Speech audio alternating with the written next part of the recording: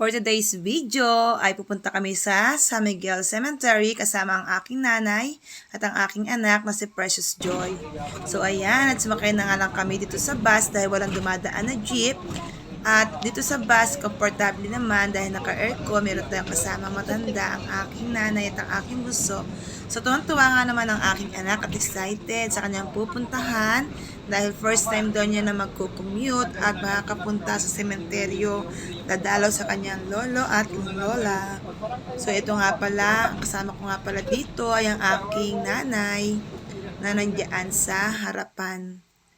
So, maluwag naman ngayon ang bus dahil konti lang ang sakay nito. Dahil walang jeep na dumarating, nag-decide na kami na sumakay dito sa bus. So, ayan, at pagdating nga namin dito, inaabutan na namin ang aking tita na kapatid ng aking nanay. So, nagkita-kita sila dito at dinalaw nila yung kanilang mahal sa buhay. So, nagdala lang kami ng kandila at bulaklak at nagdasal.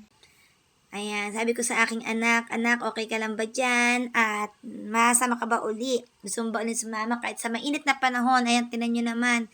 Marami nga rin pala mga tao dito. So, sila ay mga nakapayo ang init ng panahon.